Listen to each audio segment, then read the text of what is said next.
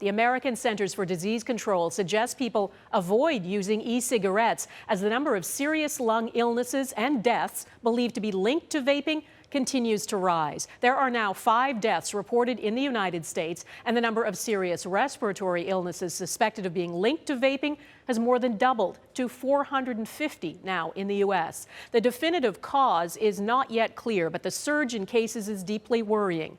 All of those who are sick or died used e-cigarettes. Many are young and otherwise healthy, and tonight one American public health expert is calling it an epidemic that requires an urgent response. Vaping is widespread here in Canada too, though no deaths or illnesses have been reported here, and Health Canada has issued no warning. Heather Urix-West explains what we know so far.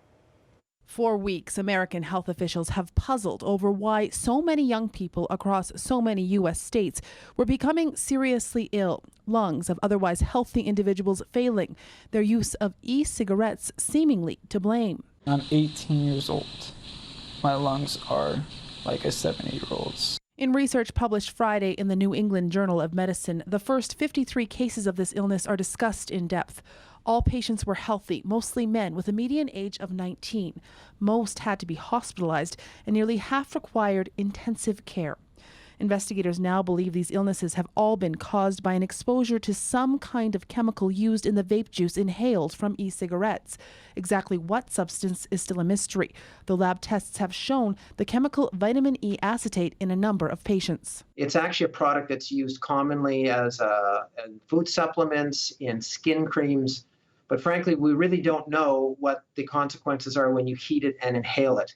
We do know that inhaling oil can lead to a condition called lipoid pneumonia, which is exactly what doctors say the patients across the U.S. were suffering from. That's why we tell patients not to inhale in any form through the nose or the mouth anything with an oil-based substance. Lipoid pneumonia can be very serious, lead to lung failure, even death.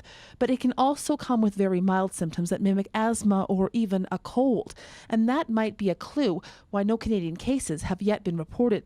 This Edmonton respirologist says she believes she sees mild cases often in her practice. It's a common thing out there, and once they stop inhaling this, of course, their symptoms get better. Global News has been pressing Health Canada for its response to the cluster of American cases. They say they are monitoring.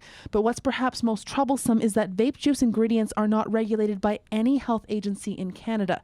And until governments step in, consumers have no way to know what they're inhaling. Heather Urix-West, Global News, Calgary.